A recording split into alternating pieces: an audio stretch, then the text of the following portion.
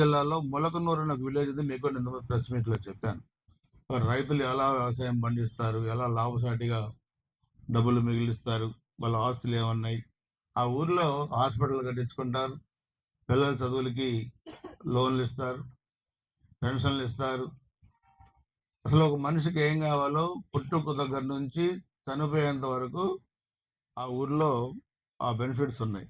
అంటే ఆ విలేజ్లోనే ఎందుకు చేయగలుగుతున్నారు, మిగతా చోట ఎందుకు చేయలేకపోతున్నారు అనేది నేను దాన్ని స్టడీ చేయదలుచుకున్నాను. అందుకే ఈ సంక్రాంతి తర్వాత నేను ఒక ఆదర్శవంతమైన రైతులు అధికారులతోని మీడియాను తీసుకొని ఆ ఊరు వెళ్ళి మనం కూడా కొన్ని మోడల్ విలేజెస్ ముందుగా చేయాలని చెప్పి కూడా దాన్ని కూడా మనం ప్లాన్ చేస్తా ఉన్నాం.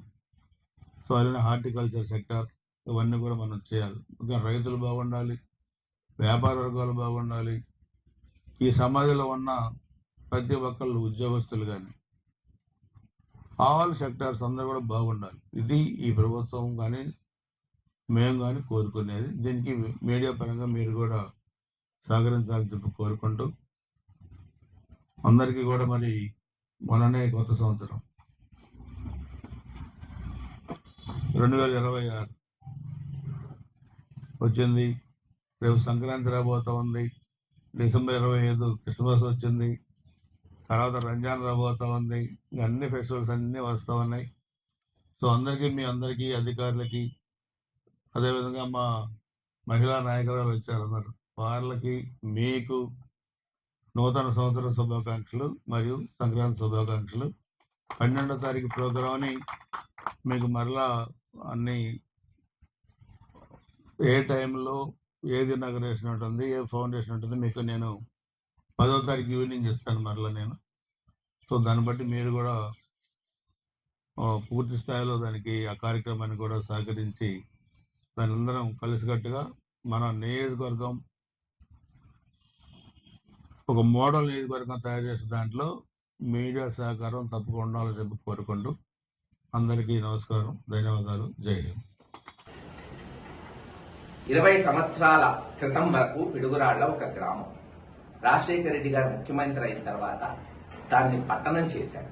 కానీ 2006-7 సంవత్సరం నుంచి 2019 వరకు కనీసం పిడుగురాళ్ల పట్టణంలో తాగడానికి శుద్ధి చేసిన కృష్ణానీళ్లు లేవు, సరైన ఆఫీసు లేదు, రోడ్డు వెడల్పు లేదు, బైపాస్ రోడ్డు పూర్తి చేయలేదు, జానపాడు బ్రిడ్జి లేదు, ఎటువంటి అభివృద్ధి జరగలేదు.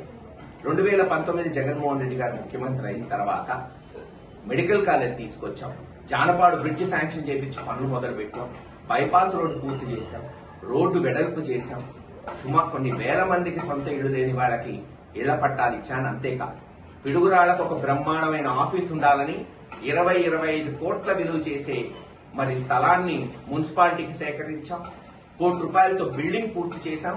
ఆ రోజు ఓపెనింగ్ కూడా చేశాం. కాకపోతే ఫర్నిచరు, ఏసీ, లోపల ఇతర ఫినిషింగ్ వర్క్స్ చేయలేదంతే. ఈ రోజున ఈ తెలుగుదేశం ప్రభుత్వం ఎరపతిరేని శ్రీనివాసరావు పోనీ ఇంకేమైనా కొత్తగా బిల్డింగ్ కట్టారంటే అది లేదు. ఉన్నదానికి రంగులేసి టైల్స్ బిగించుకొని అక్కడక్కడ ఫర్నిచర్ తీసుకొచ్చి దానికి మళ్ళీ మున్సిపల్ మంత్రితో ఓపెనింగ్ అంటారు. సిగ్గుండాలి. దాచేపల్లి గురజాలని మున్సిపాలిటీ చేసి పిడుగురాళ్ల దాచేపల్లి గురజాలకి సుమారు 150 నుంచి 200 కోట్లతో తాగునీటి పథకాలు తీసుకొచ్చాం. పిడుగురాళ్లకి కృష్ణానీళ్లు ఇచ్చాం, దాదాపు 5-6 వేల కనెక్షన్లు. గురజాలలో పనులు మొదలైనవి. దాచేపల్లిలో టెండర్లు స్టేజ్కి వచ్చిండే. ఈ రోజు మళ్లీ వాటికి శంకుస్థాపన అంట. మేము తెచ్చినే కాకుండా కొత్తగా ఏమైనా తెచ్చారా? ఏమీ లేదు. వాటికి మళ్లీ శంకుస్థాపనలు అయినా పర్లేదు.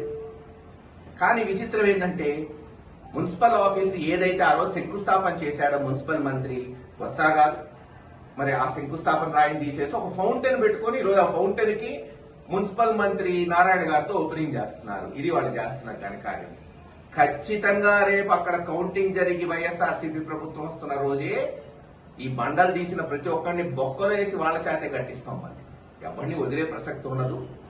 కాకపోతే నిన్న ఒక తెలుగుదేశం నాయకుడు అన్నాడు, మొన్న ఎక్కడో గరిస్తే, పల్నాటి గురజాల రాజకీయం మార్చేశారు సార్ అని. ఏందని అడిగారు.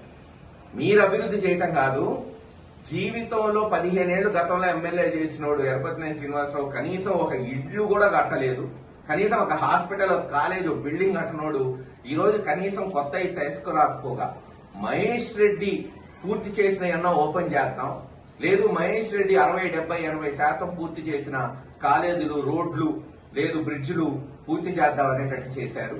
ఇది నిజంగా శభాష్ అండి అన్నాడు. చాలు, ఆ మాటలు తెలుగుదేశం నాయకుల నుంచి వస్తేనే తృప్తిగా ఉంటుంది. ఏది ఏమైనా కొత్త ప్రాజెక్టులు తీసుకురండి చేతనైతే, అంతేగాని మేము శంకుస్థాపన చేసినాయి, మేము ప్రారంభోత్సవం వేసినాయి, రంగులు వేసుకొని అక్కడక్కడ మరుగులు తీసి, లేదు చిన్న చిన్న ఫౌంటైన్లు పెట్టి ప్రారంభోత్సవం చేయటం గొప్ప కాదని తెలుగుదేశం నాయకులు